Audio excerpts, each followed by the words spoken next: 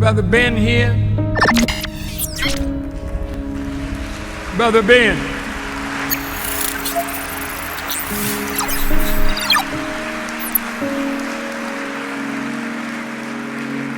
Now, Ben got a heck of a program. A lot of people listening to Brother Ben. And Ben tells them about the minister. And Ben tells them about the minister. So I'm gonna show y'all how this whole thing started. So this is the post from Sister Hereafter. She says, my problem isn't necessarily promotion itself. My problem is trying to find the line between promotion and vanity. That's good. That's good. It's good to even have that thought. When does it turn to vanity? We're going to answer that question within this podcast, inshallah. Because my product is me. It's my voice. It's my words. I am a brand. I am the product. Promotion and marketing is the easy part. It's allowing my mind to be okay promoting and marketing me. Now, I want to dissect this a little bit. Now, I'm a point some words out. Okay, now I know what she meant, but I'm gonna point some words out to see if I can help us. How many of y'all understand what she's feeling though? Put me in the comment section if you understand how she's feeling, and I want you to put me in the comment section if you believe, like, man, I felt that way before. That's kind of what's been holding me back. Press me in the comment section if that's you. We're gonna look at something real quick. I'm gonna look at this sentence. She said, because my product is me. Remember that sentence now. She said, because my product is me. It's my voice. It's my words. Come on now. I'm highlighting these are key words into this. It's my voice. It's my words. I am a brand. I am the product. Okay. Now we're going to deal with this. Now I'm this podcast, I got it like in sections, y'all. I mean, I really put this thing together, I think. So we're going to start off with, who are you? See, because she's saying I'm promoting me. You may be thinking I'm going to be promoting me.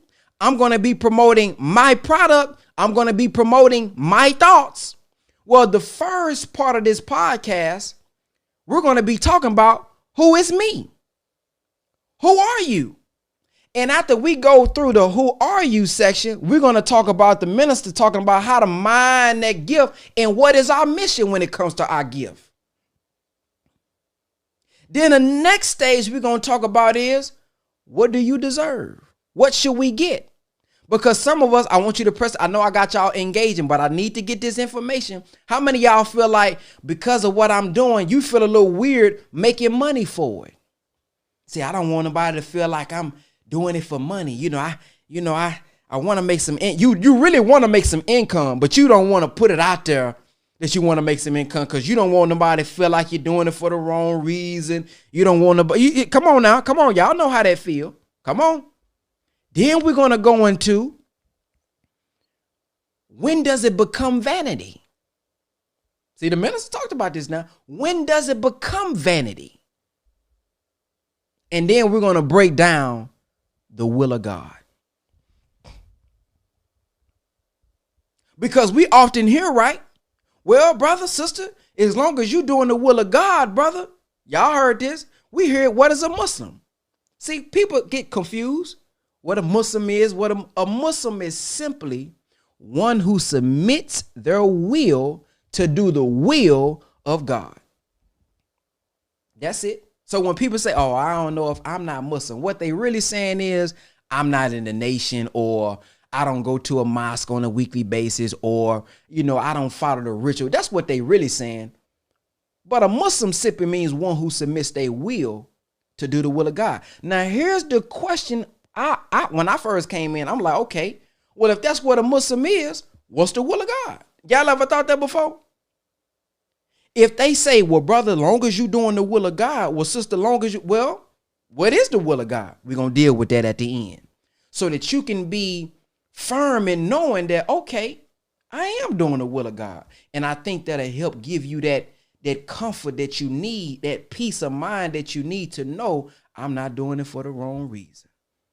Y'all ready? Y'all ready to get this thing going? We're going to be here for a minute. We may be here for a couple hours.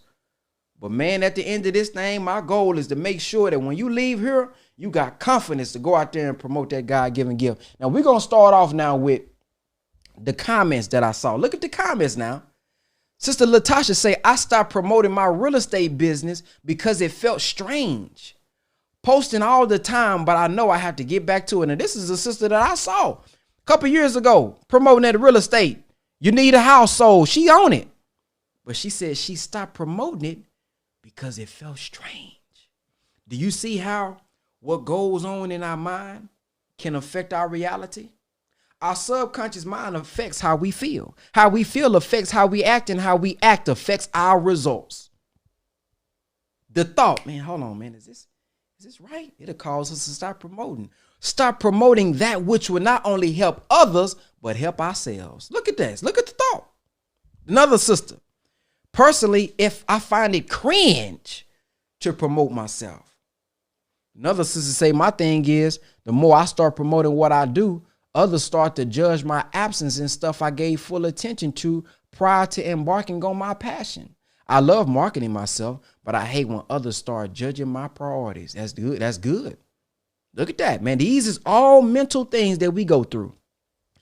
She said, Sister Tequila said, I feel her on this. It's definitely a struggle. It's a thin line for sure, striving to be sure that we don't require validation. Then sister at the bottom, to hear her say, my struggle, but I'm so great with promoting other people. Whew. So I want to say this, what I said to Sister Heckova.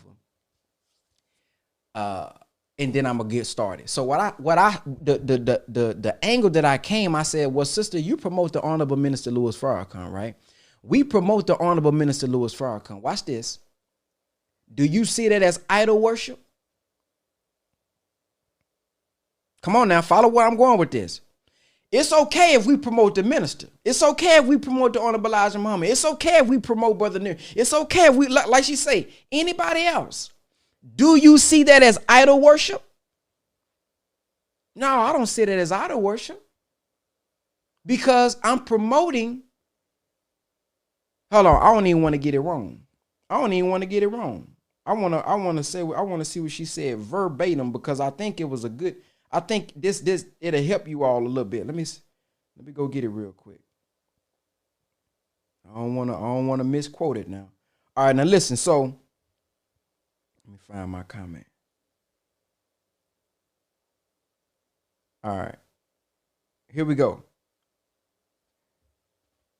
She says, I do not speak of the minister out of idol worship, only because I know he is, and that his voice is the voice of God. Now that's key.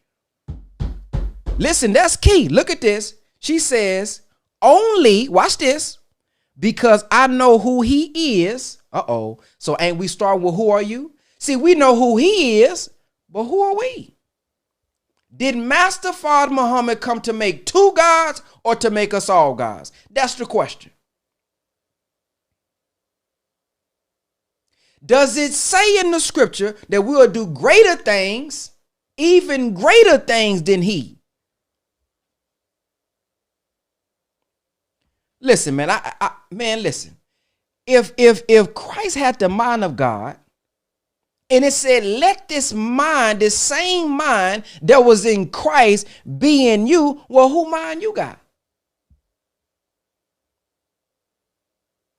If Christ got the mind of God and it said, let this mind, the same mind be in you, well, who mind do you got? So how is it that we always know who he is?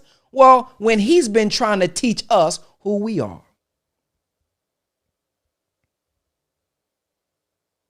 Now, and if you ain't heard him teach on who we are, I'm going to let him teach on that. Then, look, this is the key part right here. And she knows that his voice is the voice of God. So this is what I said. I said, well, first, the Honorable Elijah Muhammad says, we are all Allah. Ain't that what he say? He said there's one supreme amongst the all, but that we all Allah. And if that is in leading to the people, the Lamb of God is for them to hear it and to be led to him. So if you share the minister not out of idol worship, I'm using idol worship here the same as we would look at ourselves as vanity. Then look at it like you look at the minister. Do y'all understand my point that I'm saying here? My point is, okay, you're promoting him because he's the voice of God, but you don't see that as idol worship. So what about not promoting you because of vanity, but because I'm also the voice of God?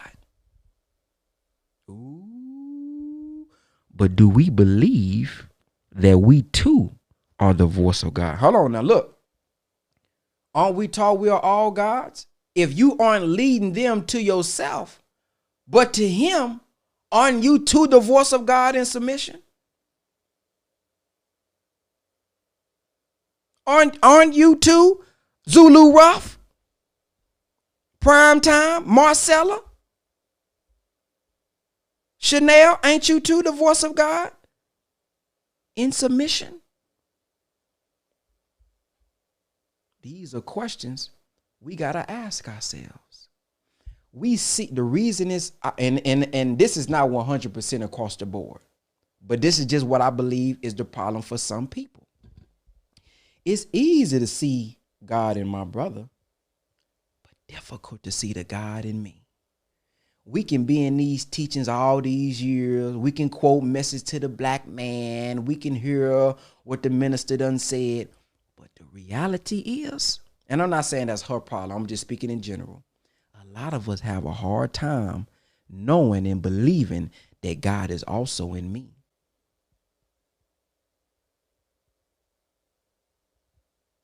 All right, let's get it. Let's go. Let's get into the minister now. He's going to start off with, who are you? Because I think that's the basis of this conversation. Who are you? The first thing I want to talk to you about is who you are. So you have greater expectation. Jesus said, as a man thinketh in his heart, so is he.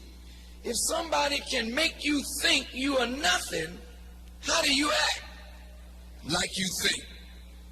So the skill of the slave master, if I can get my slave to think he's nothing and I'm everything, then he'll look to me and not to himself.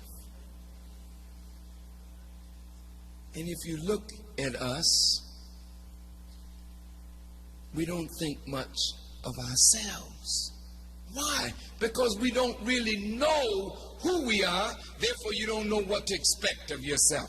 When you're robbed of your history, see, you don't know what you did, what your fathers did in life, so you really don't know what you're capable of doing. So when people cut you off from your past, they really cut you off from life's tree. You're a fruit that don't know the root.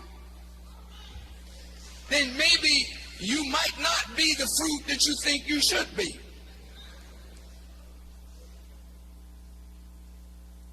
So let's see who we are.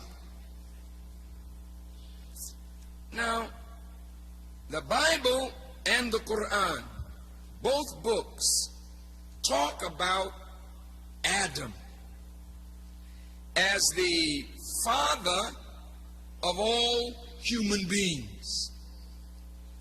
Bible says Adam, Quran says Adam. Well, let's start with him, since that's where it all begins. And God said, let us make man in our image and after our likeness. Stop right there. That's a powerful statement. If you and I are made in the image and the likeness of God, then when I look at you, who am I looking at? Oh, I want you to think before you talk now. I'm going to say it slower. If you are made in the image and the likeness of God, when I'm looking at you, who am I looking at? Now, how does Jesus square with that? Would Jesus say, Farrakhan, don't mislead these people any further. You know doggone well you ain't looking at God when you look at them. Jesus wouldn't say that. Jesus said, how can you love God whom you have never seen? Oh, it's in the scriptures. And hate your brother whom you see every day. Now check this out.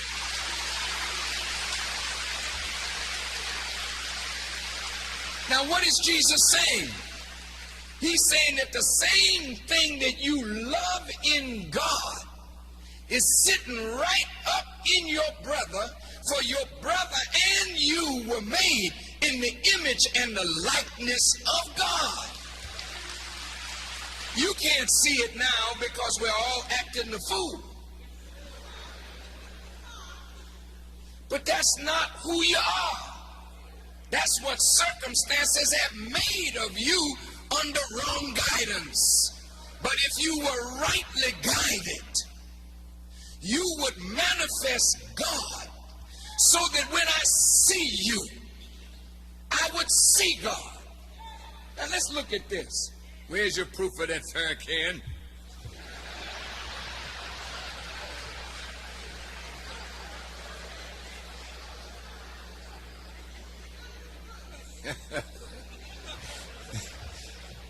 Jesus said, when the disciples asked him, Master, when were you hungry and we fed you not? When were you naked and we clothed you not?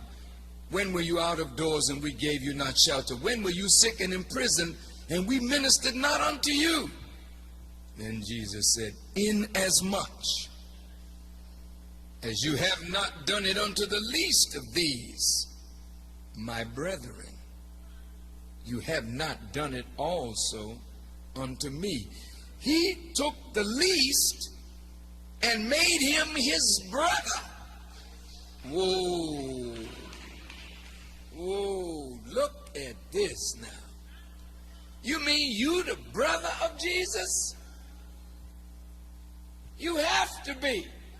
When they said, Master, teach us how to pray, he said, pray on this wise, our Father. Wait, now, let's stop right there.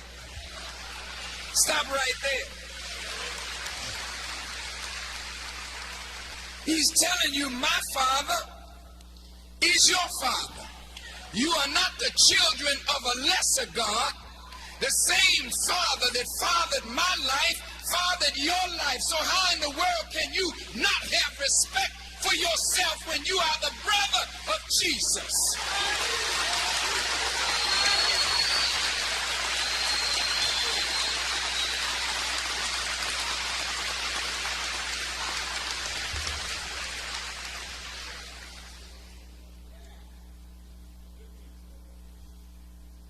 Man made in the image and the likeness of God. David the psalmist said, ye are all God's children of the Most High God. Well now, I'm a young God or an older God, and you are a God. So when I serve you, I'm serving God. When I do right by you, I'm doing right by God. When I mistreat you, I'm mistreating God. If I'm unjust to you, I'm unjust to God and to myself. Why do you say this, Farrakhan? You can't equate nothing or no one with Allah. Yes, nothing or no one is equal with Allah. But Allah created all of us to reflect Him.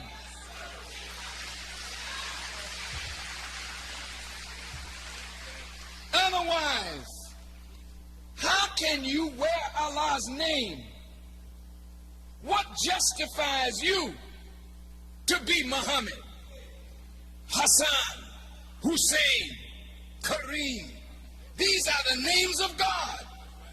Well, why should you wear a name of God if you can't reflect that attribute in your life. God don't make you to reflect less. Man and woman is above everything in creation. You are greater than the sun, greater than the moon, greater than the stars. They live longer, but they can't think.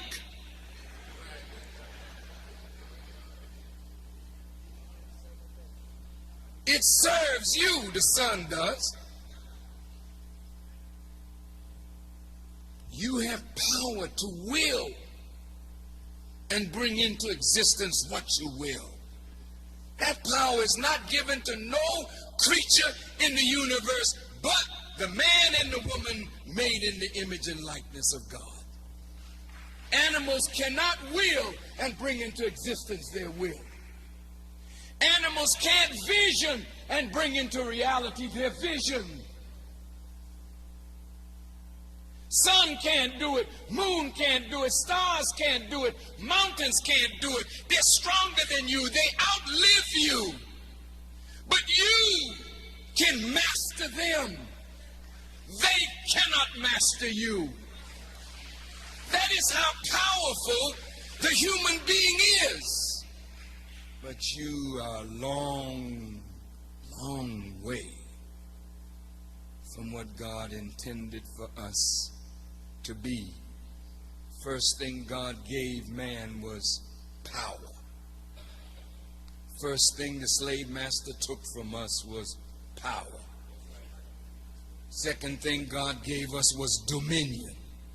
Second thing they took from us was the ability to rule ourselves. They had to be our ruler. They had to be our master. So when they are the ruler, they lay down the rules. So the rule that they laid down for us were rules that pleased them, not necessarily God. So those are the rules of life that you've been following. Not what God laid down, but what your former slave masters and their children lay down for you. That's not adequate. In fact, it's not right. So there got to be a change of masters. And seems to me that whatever is riding you up here, you need to throw that rider off and get a rider that will ride you properly. And that's why they call the kingdom of heaven the kingdom. Not that the king is dumb,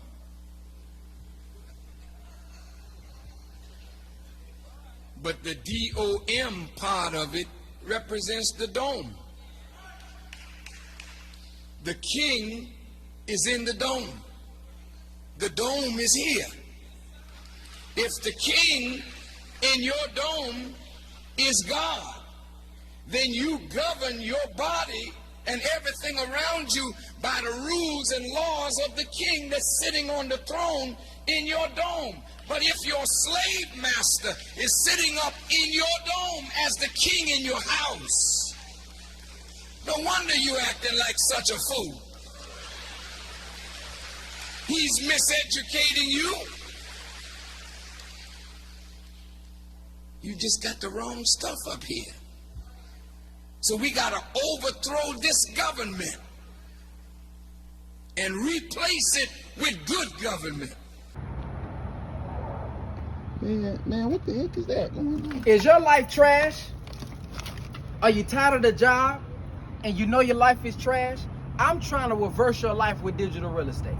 I did a free master class. You saw the testimonials. You read the testimonials. Why not get into the free mini course? A lot of y'all been asking me, what is digital real estate? I don't understand the concept of digital real estate. So I put together a comprehensive mini class for you to get access to for $0. All you got to do is text 214-884-4644, just the word digital. Nothing more, nothing less. Text digital to 214-884-4644, and you're going to get free access into the digital real estate class. See you on the other side.